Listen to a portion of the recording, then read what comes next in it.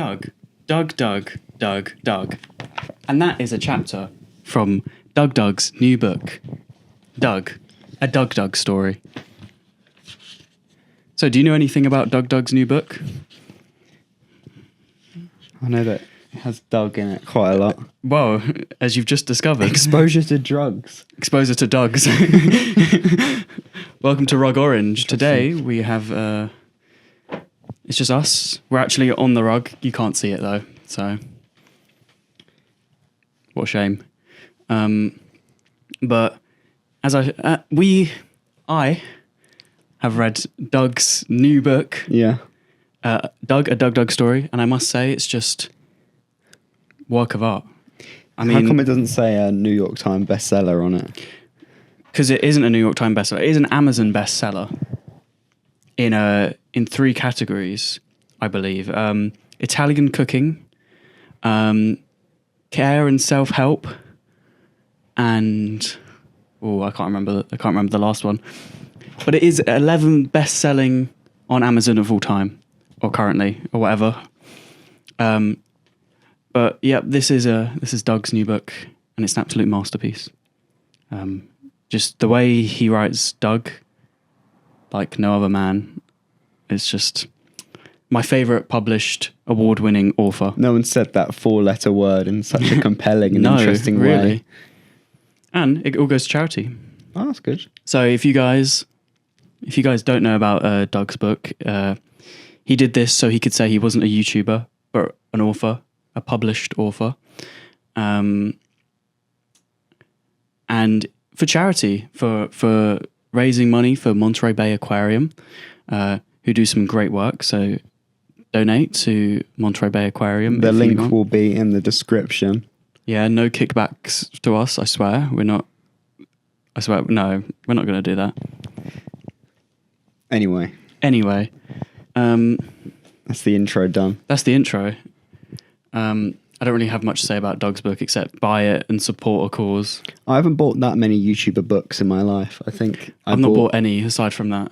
I bought Dan and Phil's book from Waterstones. The Amazing Book Is Not on Fire, and that thing is like, it's a chunky one.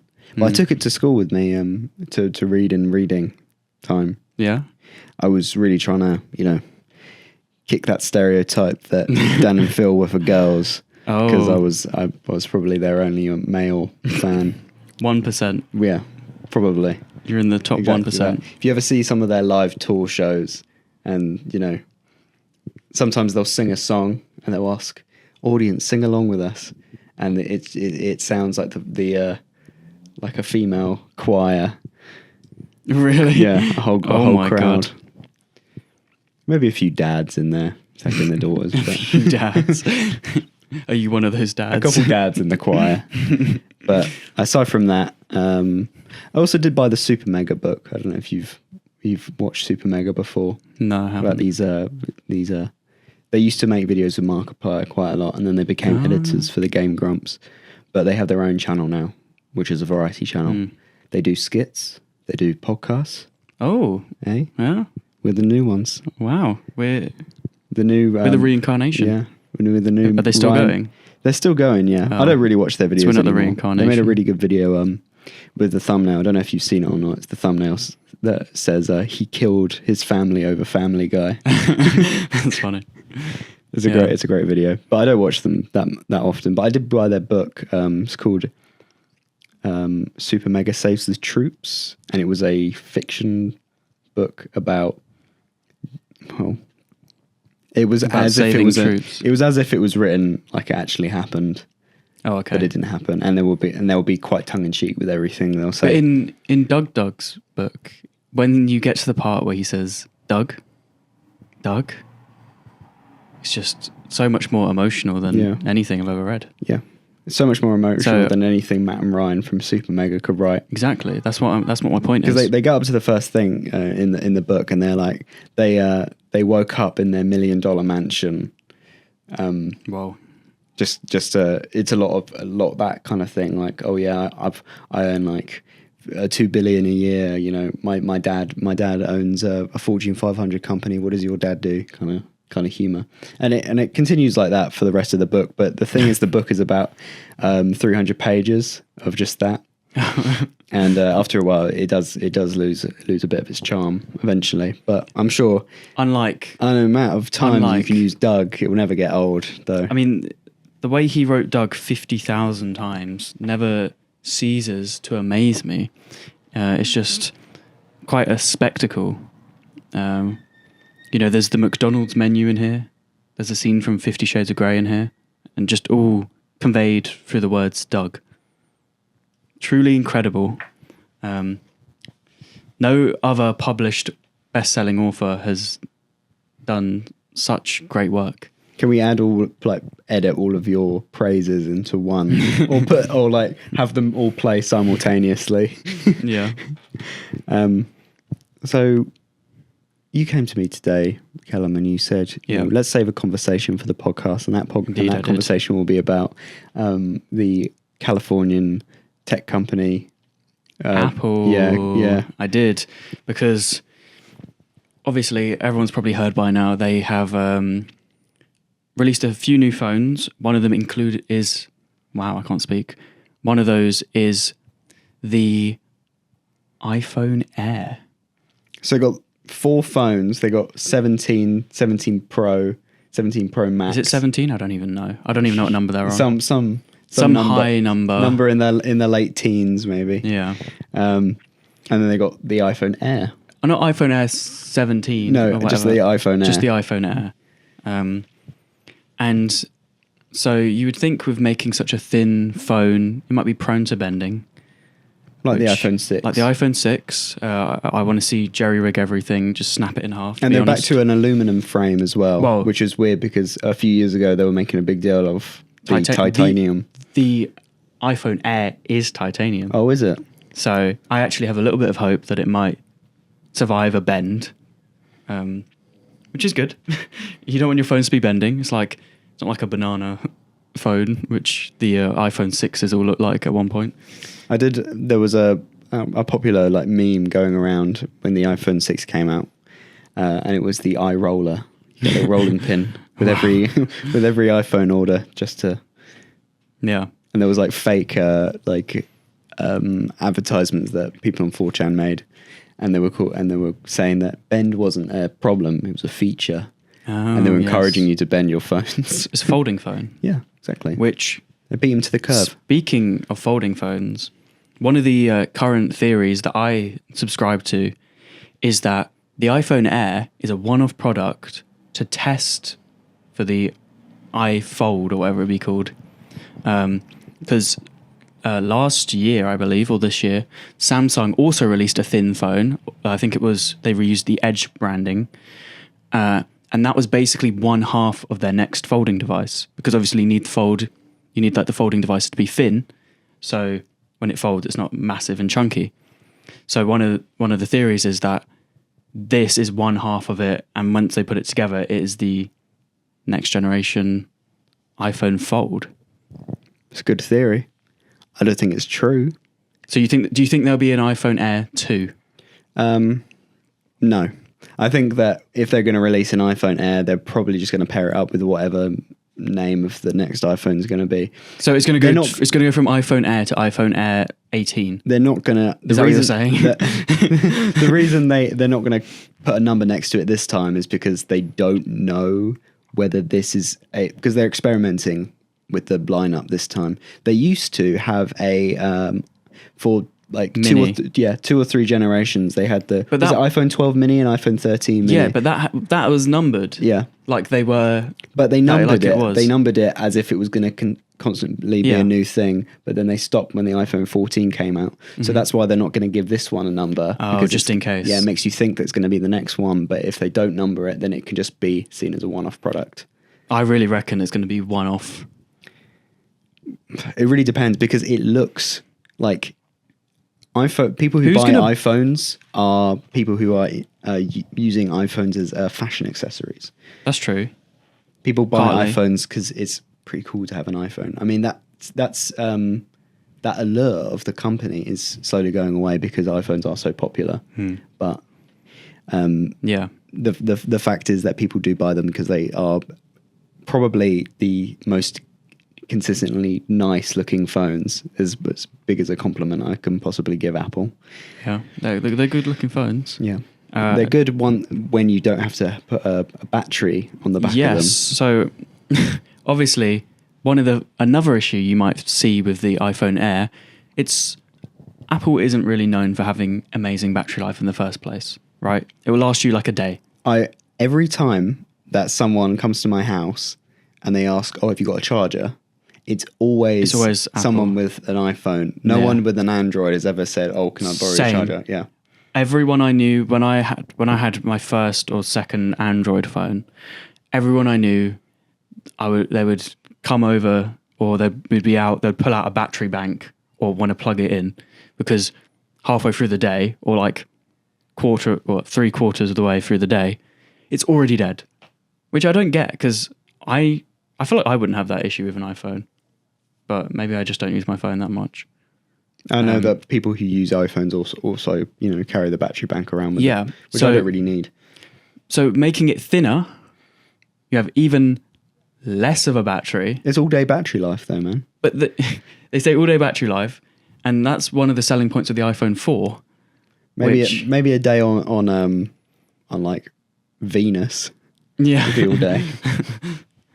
But I don't know, man. Like it just seems like a bit of a, it's a trust me bro they're doing right here because they're like all day battery life. We'll give you the all day battery life plus we're going to sell you this battery to go alongside with it. So they're selling a battery which is about the same capacity as a phone and it probably over doubles the thickness. So then why not just make a thicker phone? And the thing I find crazy is it costs more than the base model, which is arguably better in like every way. Aside from one, which is they said it has the same A16 or whatever, I don't know what chip it is now, chip as the Pro models. But that was just a lie, by the way, because there's one less GPU core. Ooh, someone needs to check their brakes. I hope the mic's picked that up. You're right. Ooh, right, mate. We should maybe. What were you saying before, Callum? I was saying, So they lied about about the chip being better, which means it's kind of like pretty likely that they've lied about their all-day battery life claim as well. Because what the hell, that could be interpreted as like, oh yeah, it gets 6 hours because that's how long you'll be out in a day or something, which is just ridiculous. I don't know what. Oh yeah. So I think what they're trying to do is they're trying to form their iPhone lineup similarly to their iPad lineup because when you get the iPads coming out, there's the base iPad, iPad Air, Mini, and then the iPad Pro, which is weird because Air for Macs is like the lower end. You don't just get you don't get the MacBook and then the MacBook Air and then the MacBook Pro. You only get the two, and then with the iPhone, you've got the Pro, but the Air... Their namings are a bit confusing. At least it makes sense. Because wait, didn't they used to have like a Ultra Pro Max at one point? Or am I just going crazy? Well, the word Pro doesn't really mean anything. I mean, the Vision Pro came out. Well, it wasn't just called the Vision. It doesn't really mean anything anymore, at least in iPhones. It used to mean that you get that high refresh rate display and the Pro chip. But realistically, for most people, the Pro chip is not going to make a difference. And now you get that 120 hertz display on the base model. So it's like... People used to upgrade their phones on a regular basis. Like maybe like 10 years ago. But more people regularly would update their phones. But I think I heard like maybe like 6 or 7 years ago, people were basically saying, I'm pretty much content with the performance of my phone anyway. Yeah. So why would I need to upgrade? So that's when you see Apple slowly moving to a subscription-based model with their iCloud and their arcade gaming and their, other services. Apple Care as well. Yeah. Which is why they make your phone out of glass, like the back out of glass. Yeah. Clever. Well, and for wireless charging.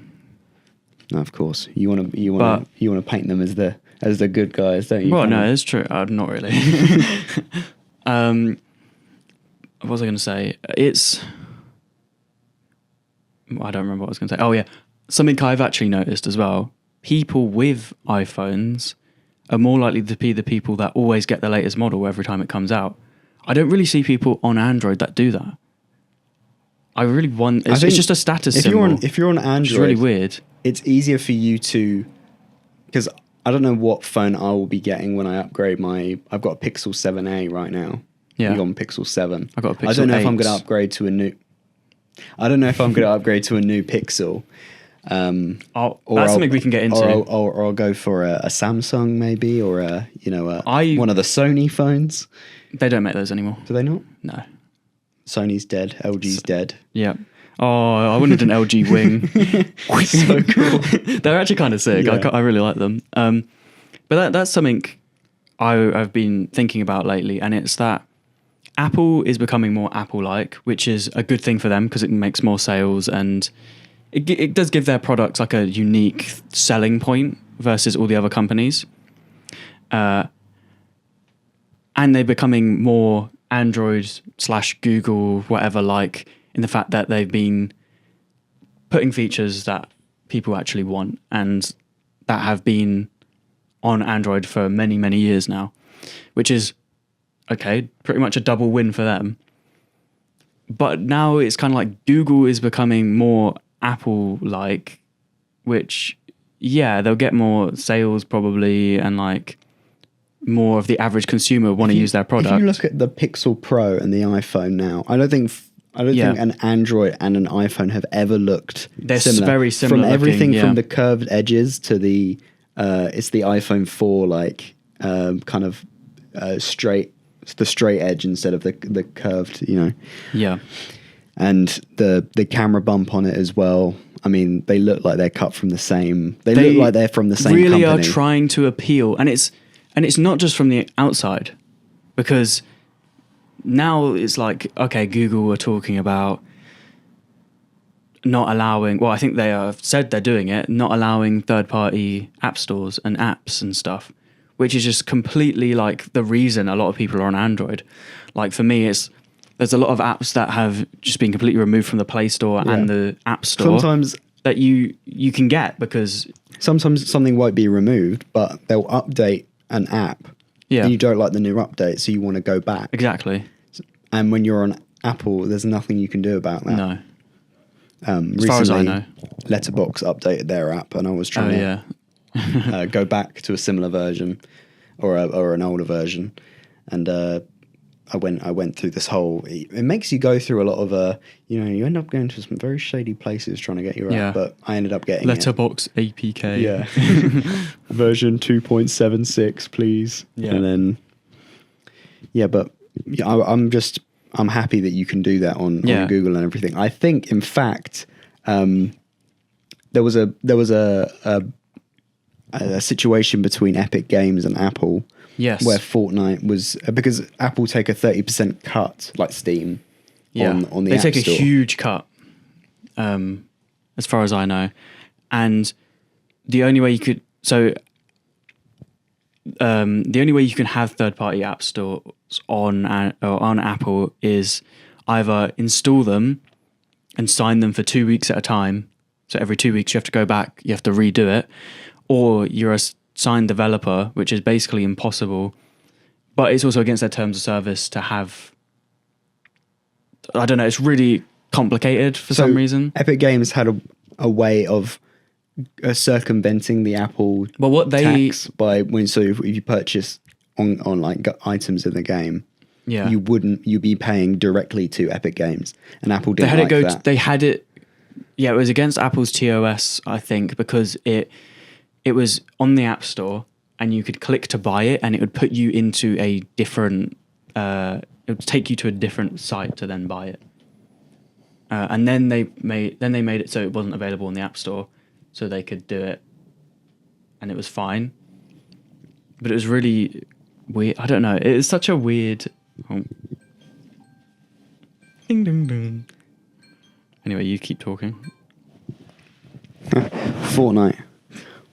What are those guys up to these days? I don't know. I haven't played Fortnite for like a year. Before then, it was like not even 5 years. Fortnite's for losers. Yeah. What are you talking? Cut that out. That's staying in. Please cut that out. Fortnite's for losers. No, I've cut that out because I like Fortnite. I like Fortnite.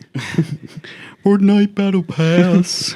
I just shit out my ass, booted up my PC because I need. So is Google going to go the same route as Apple in that regard then? I don't know if it's just Google or if it's all of Android, because obviously Google owns Android. I would assume it's just Google's fork of Android. Because I doubt other companies who are on Android would want to do that. Because like even Samsung has the Samsung like store. Yeah. Which I don't know how that would work with that, but I would assume it would like make it have issues somehow. But yeah, Google have said they're not allowing third-party apps or app stores or something. Well, looks like it's going to be Samsung for me, unless Samsung go in a similar direction as well. That's my thinking. It's like, well, okay. Normally it's Apple does it, everyone follows, but now because Google are a bit of the leaders in that industry, it's Google does it, everyone follows. Will that happen? I don't think so.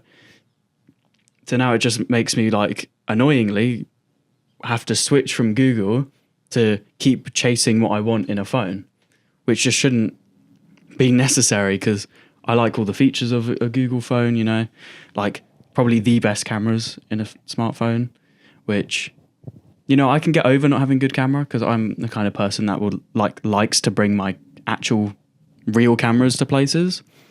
So it'd make me use those more, which is a good thing if I had a phone with worse cameras. I upgraded from a Moto G8 to a Google Pixel 7a, and quite drastic. Night and day difference. Yeah, you can. My parents still use they use like a Xiaomi something or other, like Note thing, and they take pictures on it, and if they're not in the right lighting conditions, you cannot even tell the person that you're looking at. So I can't say don't cheap out on phones because obviously there's some good deals, but no, exactly. Because I think if I had to change right now, I would probably change to nothing. User, which is quite funny. Smoke signal. Which is obviously nothing. It's basically just kind of like rebirthed OnePlus. You know, it's OnePlus, but the old days. Yeah. So they're doing pretty good. They're doing very uniquely designed phones, which I absolutely adore.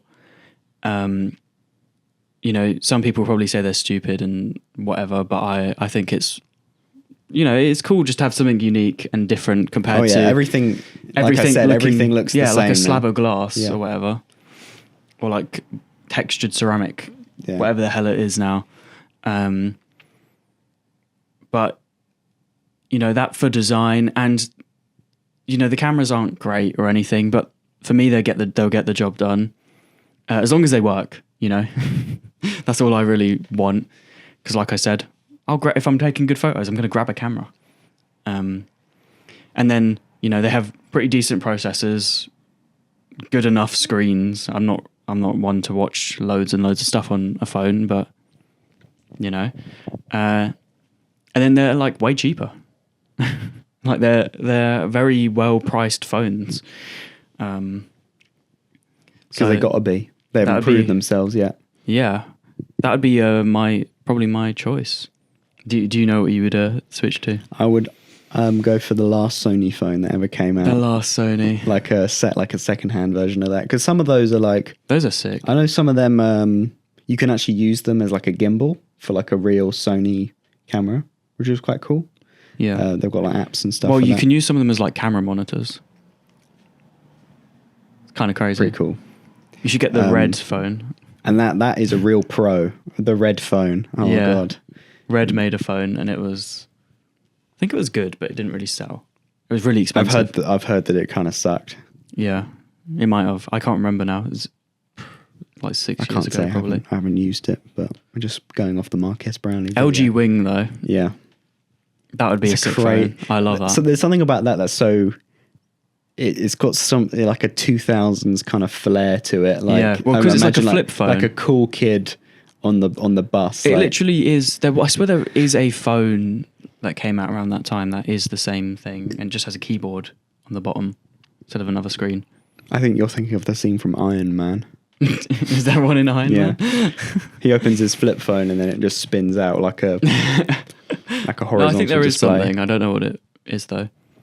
But we're seeing the return of like that kind of having phones closed like a flip phone. They're so expensive, and I really don't see much of a benefit in spending the extra money for that. No, the clamshell ones are a bit stupid. They're getting good though. Like, yeah, you can see like they're getting cheaper from and they're the getting better. first Galaxy Fold to the most recent Definitely, one, like the Z Flip and all that. I mean, those are pretty much fashion accessories. Yeah, you could, but especially the Z Flip. I've got like a luminescent bag where I keep my teacup chihuahua in, and then the other pocket I've got my Samsung Z Flip. Z Flip. Is that what it's? Yeah. Yeah. And then I take it and was like, hey, how's it going? Those they do just look really cool, but there's not really any practical uses. No. They're a bit more practical now because they have the front screen as well, so you can do a lot of things just in the square mode. But it's also not very good for like portability because it makes it twice as thick, so you're not putting it in your pocket anymore. And Apple is going to do the classic thing of standing back, seeing people make the mistakes first and then jumping in. Apple is definitely not going to make a Z Fold type phone. Are they not? They would or Z Flip. They'll definitely make a fold like one which has like the double display like in the middle. Pixel Fold. Pixel Fold and the Samsung Fold.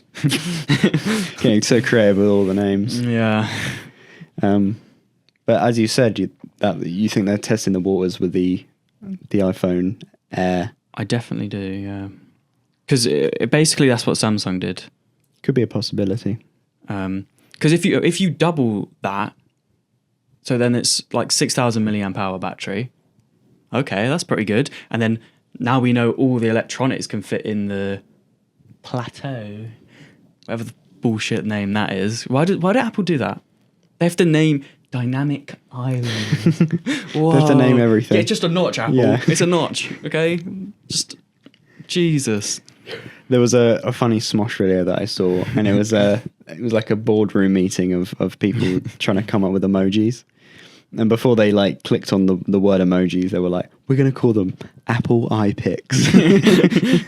Well, Apple Intelligence, not AI, guys. That does not even exist. Yeah, they like did a beta of it. Oh my god.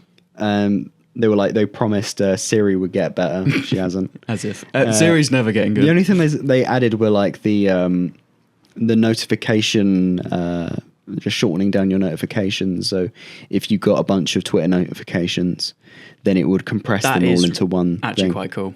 Well, here's the thing. It was like I've seen like screenshots of it not going well. Oh, like if you have lots of different things in your timeline, like I don't know, like hot dog sends people to the hospital because it's undercooked, and you know you've got Taylor Swift on a concert. It'll be like Taylor Swift sells rotten hot dog to people in a concert. So it hallucinates sometimes. What like AI are they using? Is it like their own one?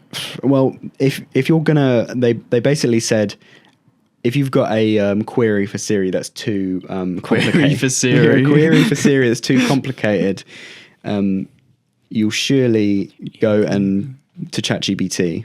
So they'll send you over to ChatGPT just to do it. Wow, that's useful. And every time they're like, "Do you want to go to ChatGPT?" and you have to be like, I hate sure. that my Google Assistant has been replaced with Gemini. I think I can change it back. I've changed it back. I really need to do that because it just. And the worst thing about it is so that annoying. I can't use, like, I'd like to have the Gemini app to like ask questions to, because I'm on the pro version because of the student. They give you like a student free thing for like 14 months. But I'd like to have the app, but you have to get rid of the app so that you can use Google Assistant again. And every time I ask Gemini, turn up the brightness or like turn down the volume or play this song, it'll be like, I need you to do this and that. Like, you need you to log into Spotify, and I'm already logged into Spotify. Yeah, it's I just don't need all the AI stuff on my phone. There's some ways it will be useful, but they need to stop pushing it in everyone's faces when it's not ready. Yeah. Like, the Apple feature where it like sums up your notifications, when it's done right, that will actually be really useful, because it means I don't have to like look through all my emails and know if something important happened. It will just tell me. Mm-hmm. And I think that's very useful, like time saving. But right now, they still don't have a calculator app for the iPad. No, they do. Right now? Yeah, I think last Apple event, not the one that just happened, but the one before that, they announced it. And it's got like AI features in it as well. No, it doesn't. So if you've basically got a chalkboard, and then you can use on the iPad, you can use the pencil to write a equation, and then it will finish the equation for you, give you the answer in the same handwriting that you wrote the equation in, which is pretty cool. Wait, is this real? But I don't think it's out yet. I think it's one of the Apple Intelligence things that they have just kind of stopped doing. I think it's because when they announced all of this, AI was not such a buzzword as it is. I think it was. As it is. Apple Intelligence was only announced like a year or two ago. I know, but things change. Zeitgeist change. People really don't like AI that much. The people that I talk to, they are. Well, that's just because we're in creative industry. Yeah. Here's my hot take of the decade, probably. The decade. The people who are afraid of AI don't really be, because AI does make slop. That's what it is. Yeah. But slop has existed for a really long time. There's been just lowbrow, TikTok kind of things that are just meant to keep your attention. Like, you can't say a TikTok with Subway Surfers and Family Guy compilations. It's not a slop. With a guy jumping on Minecraft blocks reading like a text-to-speech Reddit story is like the most highbrow form of entertainment. But you can't say it was made with AI. Yeah. So maybe, and here's my theory, AI is just going to replace that sector of probably lowbrow content. Well, because they weren't putting much effort in it anyway, so they're just removing it all. Yeah, basically. If you don't care, like people who are making that stuff, if they find out that there's an easier way to make stuff like that, they will create it with AI. I mean, they're already doing text to speech anyway. But I think for people who are passionate about what they do, passionate about their work, wouldn't be an issue. It wouldn't be an issue. And I know the argument that comes up is that studios would, just hire people to create like content for them using AI or use AI to instead of real people. But if they're creating highbrow entertainment, the audience will be able to catch on to that.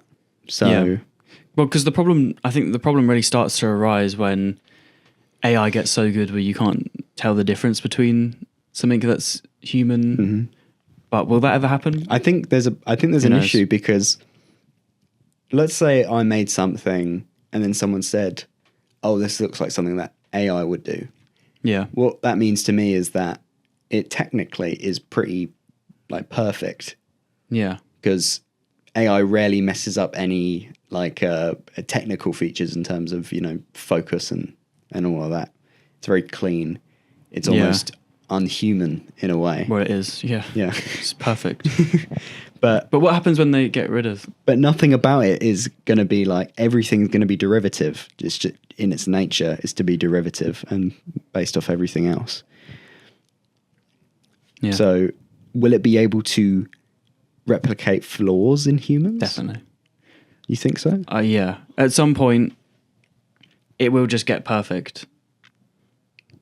As in, it has imperfections. Because that's, that's what makes it feel real and like man-made, I guess.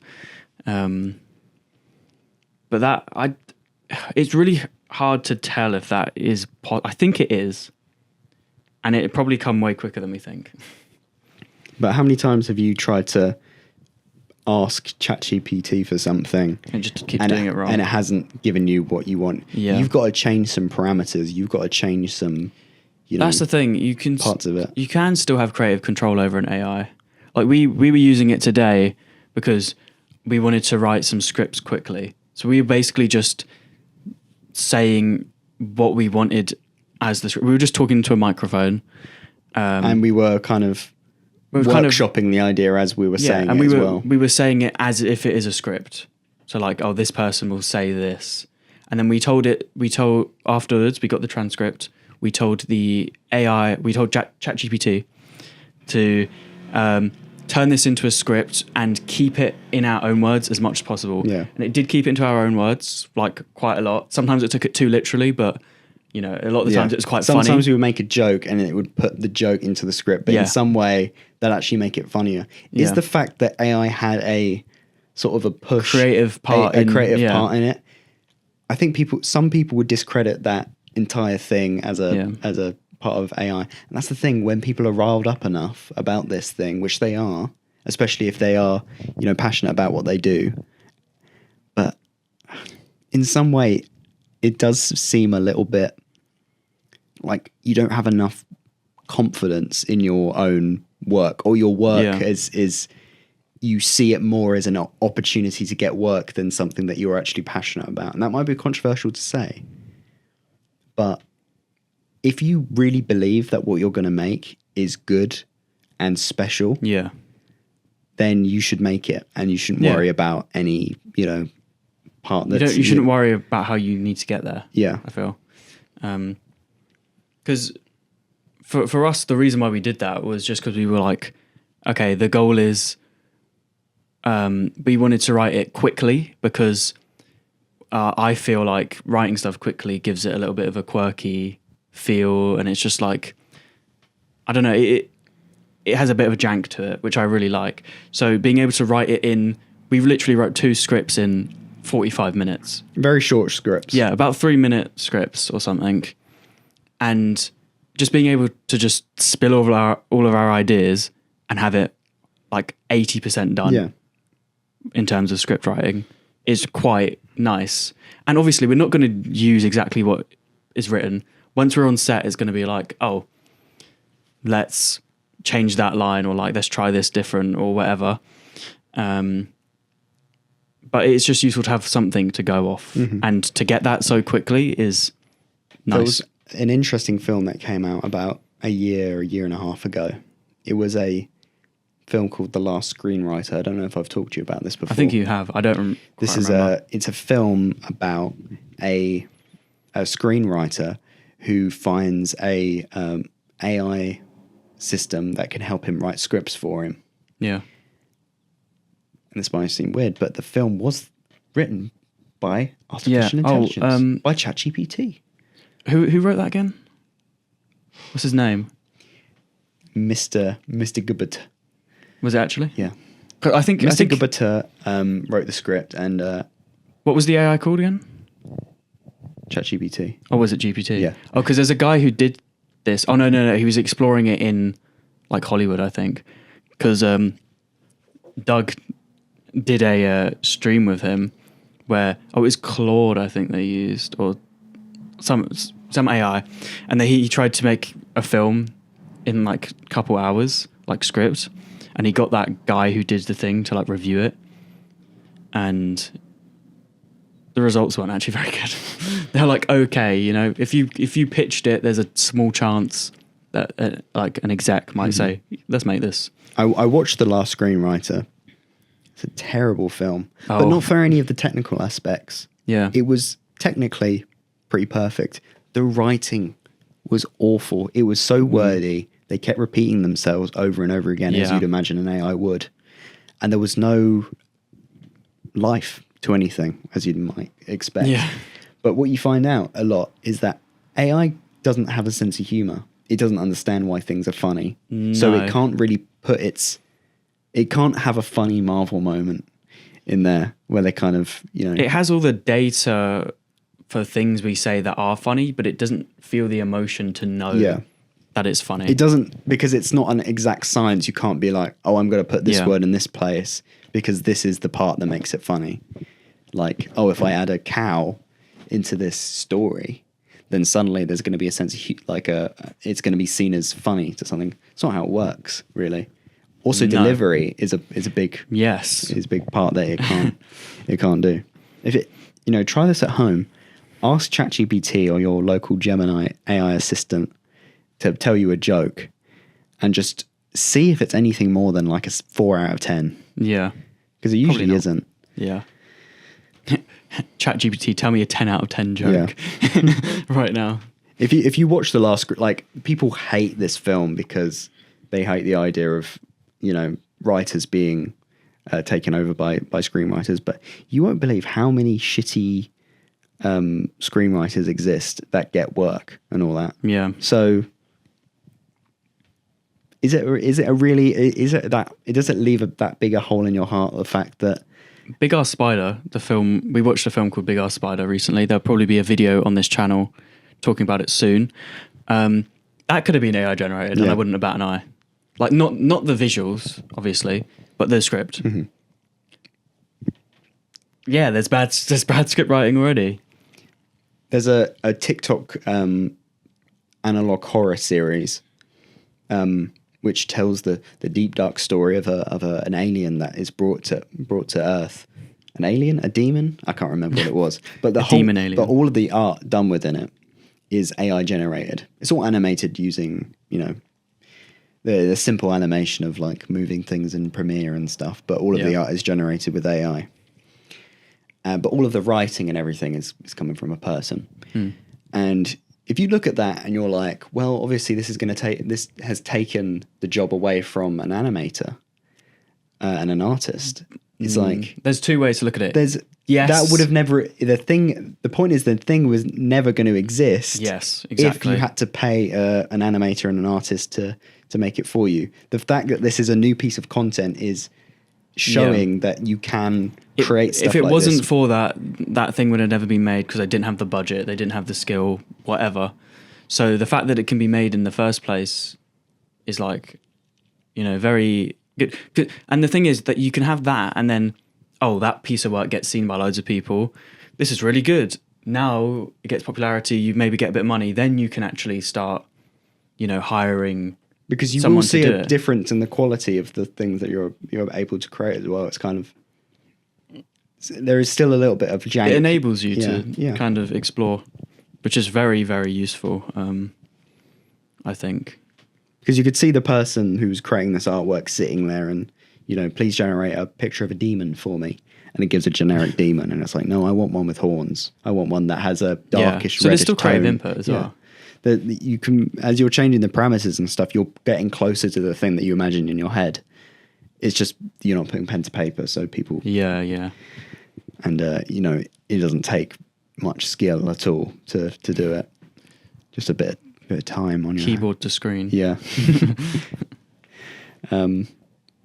Like to my original point that I was making, it's just going to probably just replace slop content that was created by humans.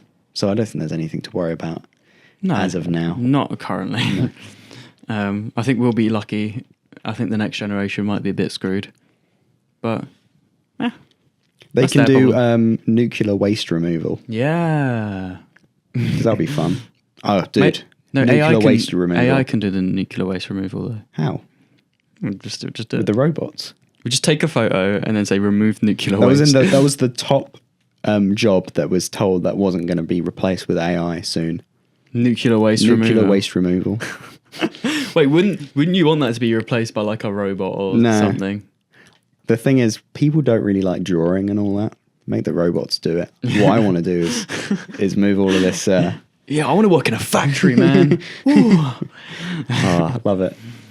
Are we becoming the robots?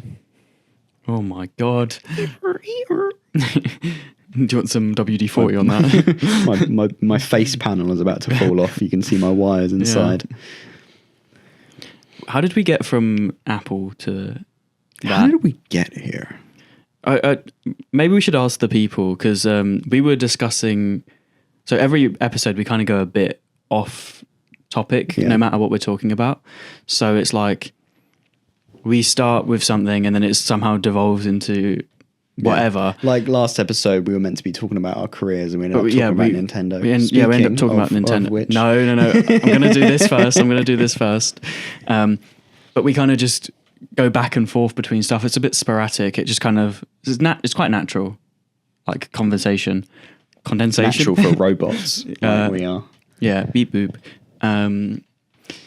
But do like people enjoy it when it's more like structured? Like, should we get an entire topic out of the way, save our thoughts, and then go? But I don't think I can do that. I think if I tried to like, I need to remember this when we talk about it later, I think I'll just forget it. So that's why I just kind of probably spur everything out. But I prefer that.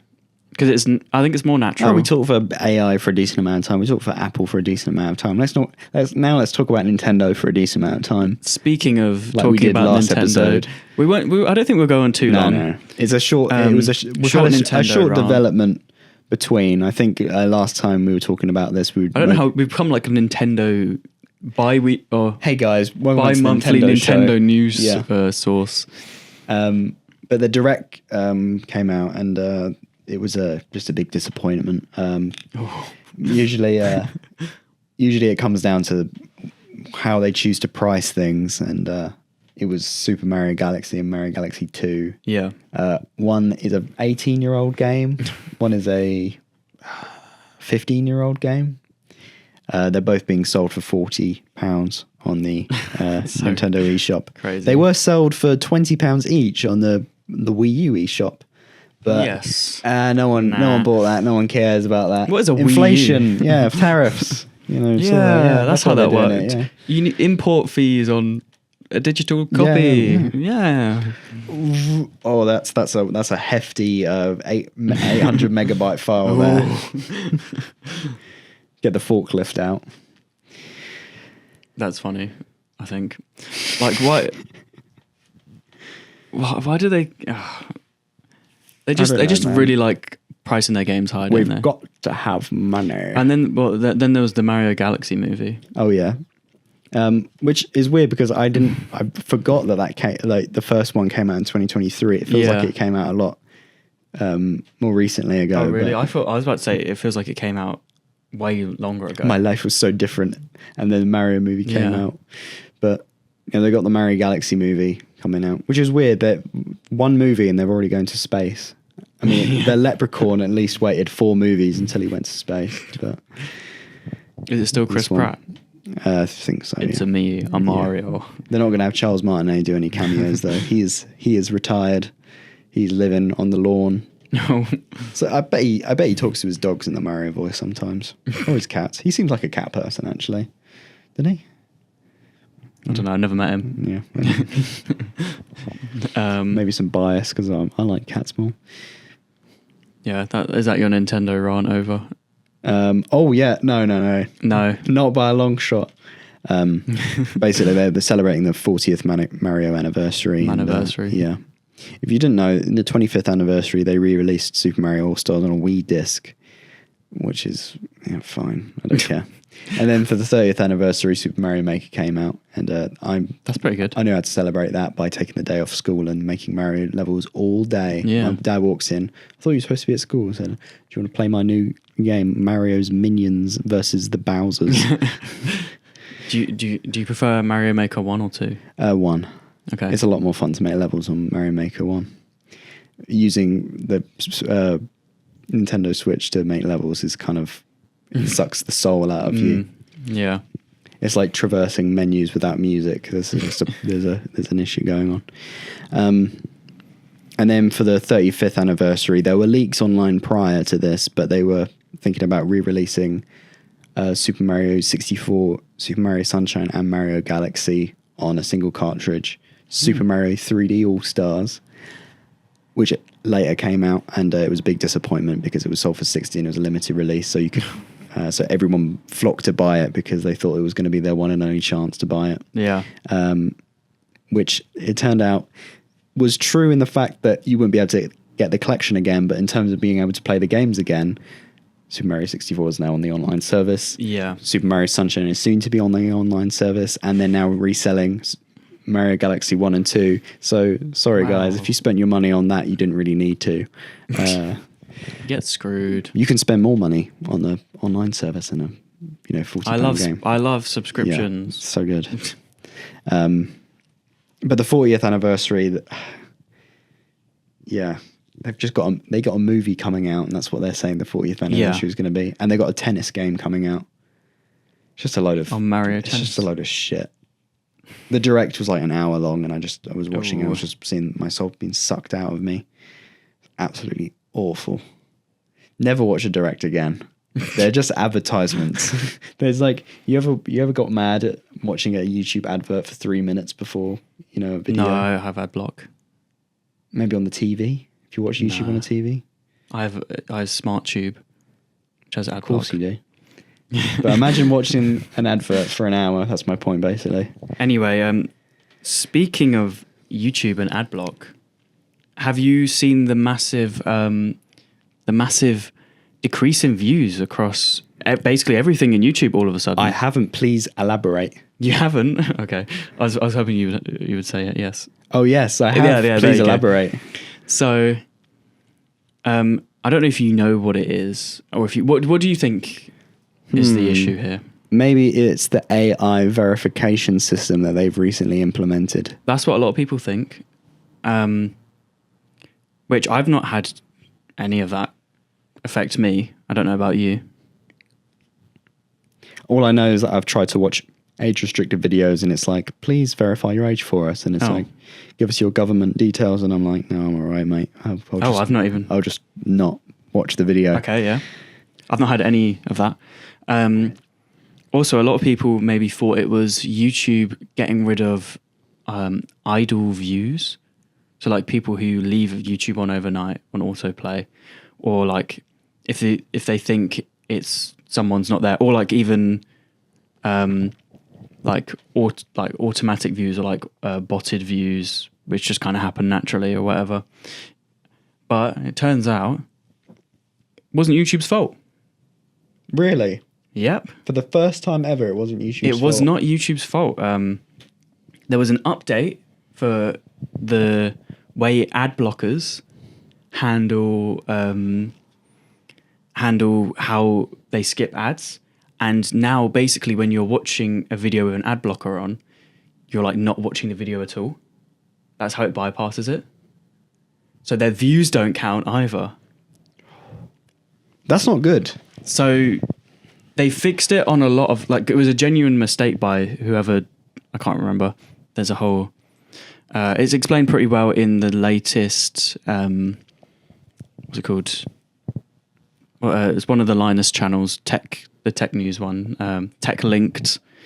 Short Circuit. No, it's not. I think it's Tech Linked. And I think there's a Ludwin video explaining it too.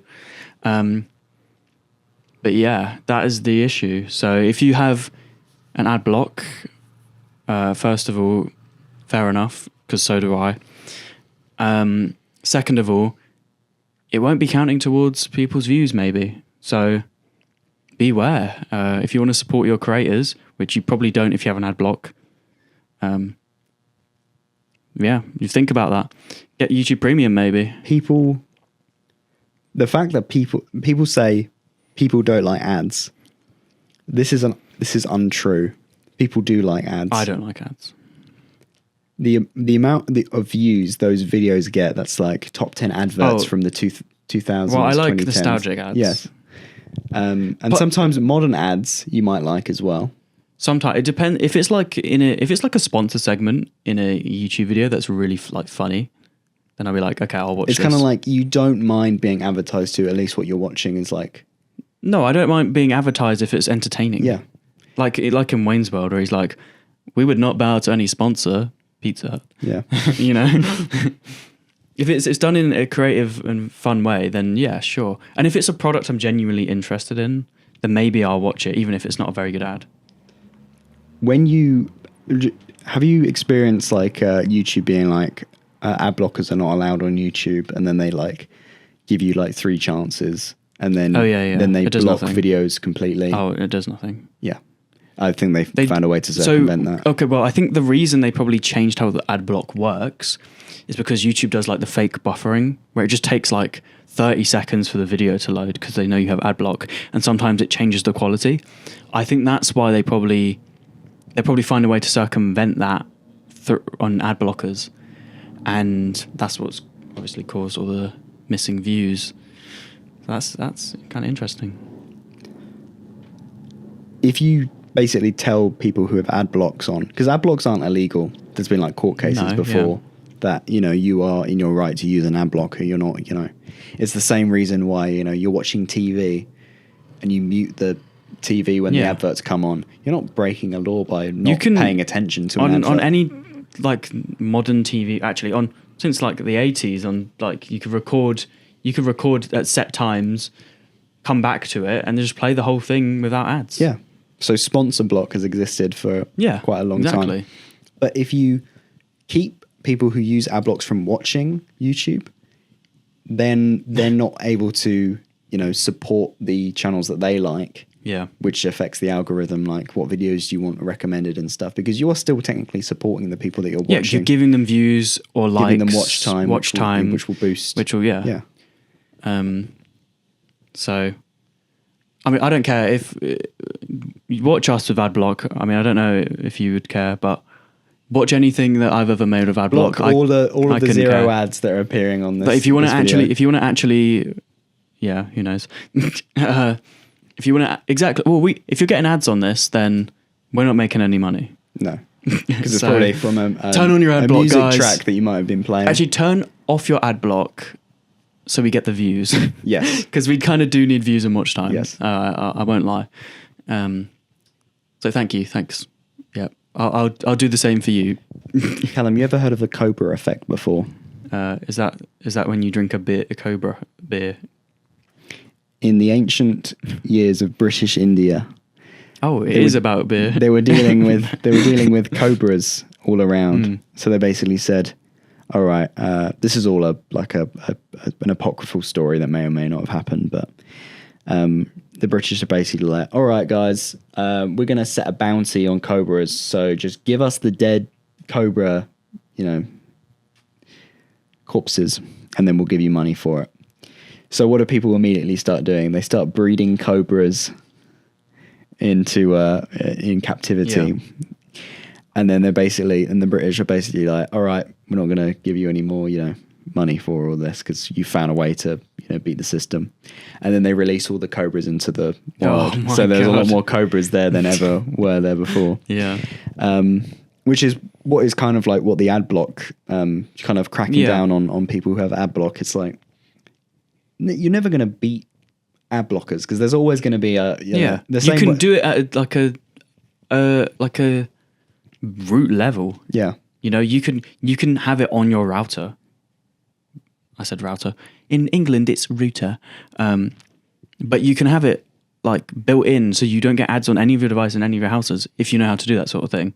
Like it's like when you're in class, always a way to circumvent and, you know, you're trying to get to the games, but the games are all blocked. There's going to be a nerdy kid who's going to find out a way of getting through all of VPN. That. Yeah. And then as soon as one person does it, everyone's going to do it.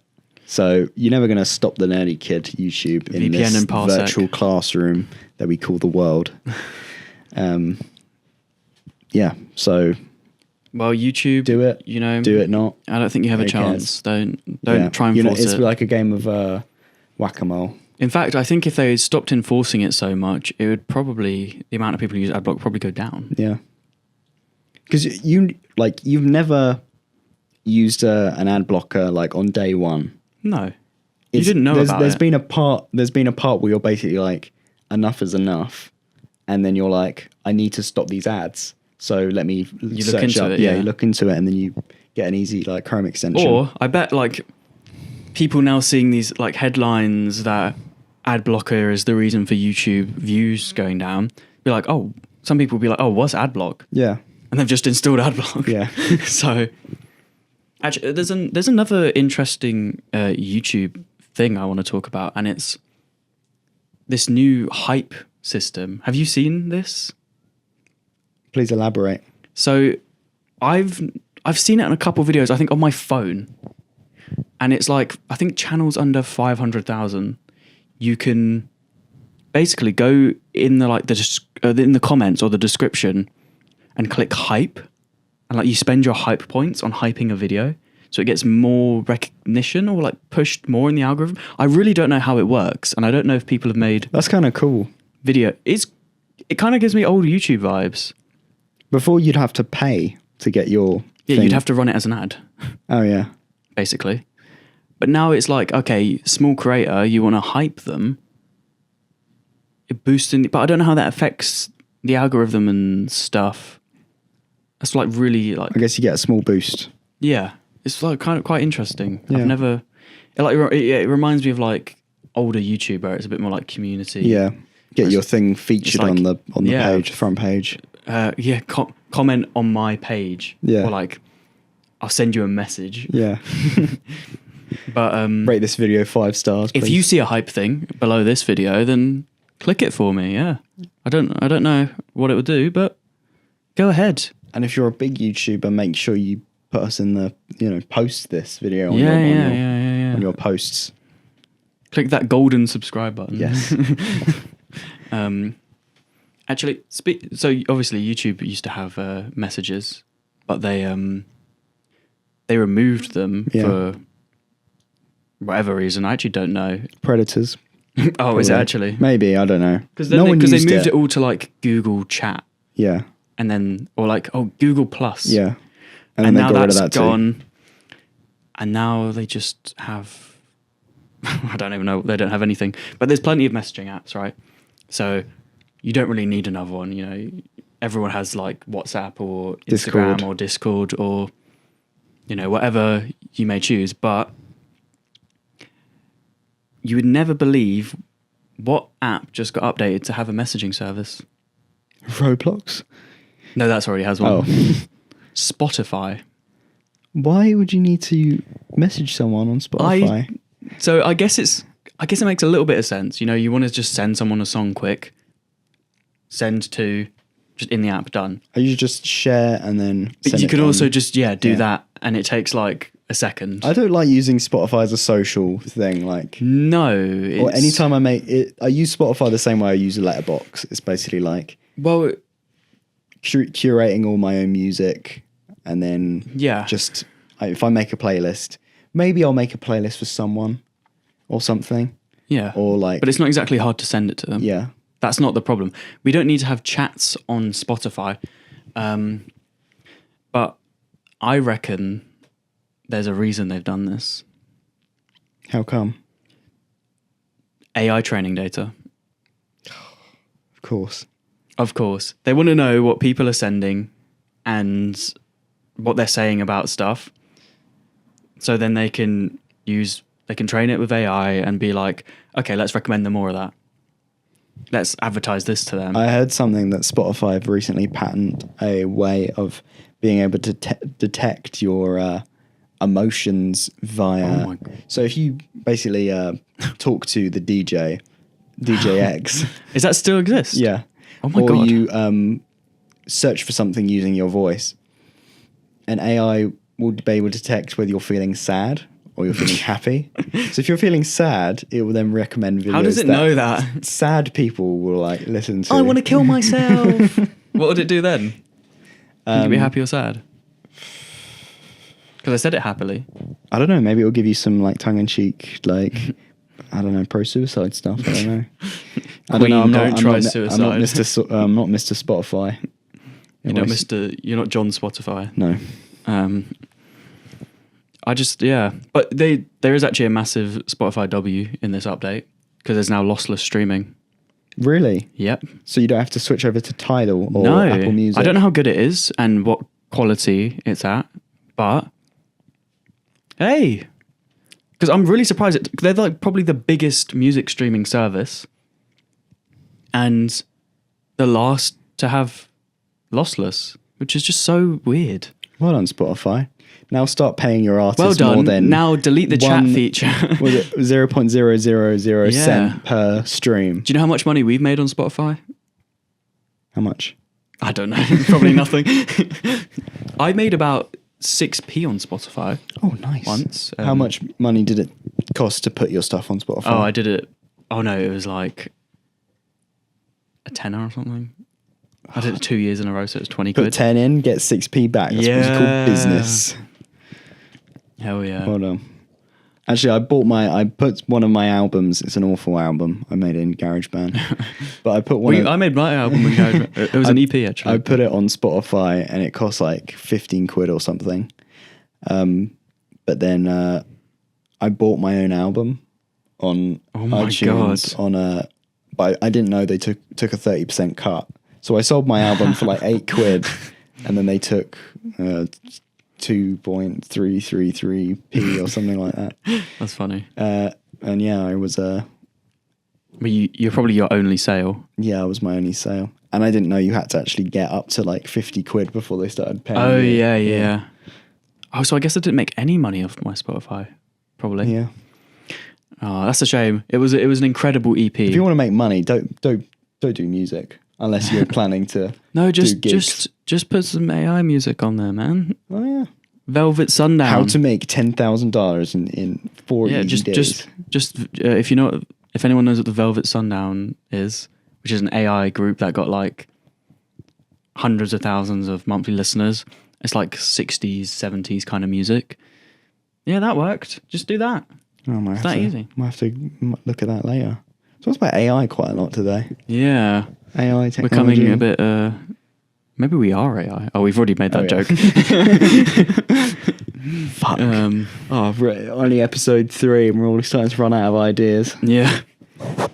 Can we make Rug Orange a limited series? Like Netflix has their like Rug six Orange, a episode limited series. series. Yeah. Because if we do this indefinitely, then this We'll do it in seasons. oh yeah, season. So This is season 1. we're how many episodes a season? 10? No. 50?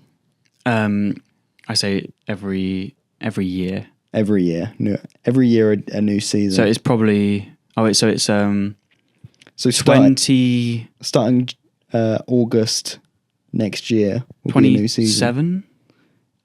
27 episodes. What if we have Rug Orange Summer, where we post a video every month in the summer months? So even less. Yeah.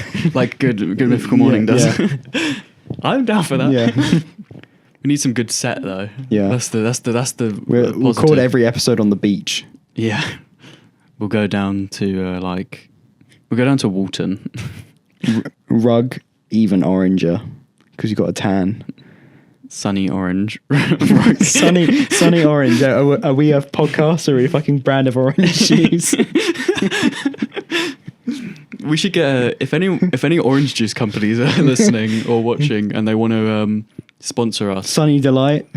And you want to make a rug orange flavor. It tastes like fucking vodka carpet cleaner. Yeah. That's from an unaired episode. Fucking hell, we're not going to get any sponsors. No sponsors at all. I was listening to Steve-O's audiobook on the on the train today, and he was like, my career was in the shitter. I was all my friends had left me. I was just a drug addict, piece of mess on the floor of my apartment. And the only thing I had going for me was I was soon to be the spokesperson for the new penis enlargement energy drink.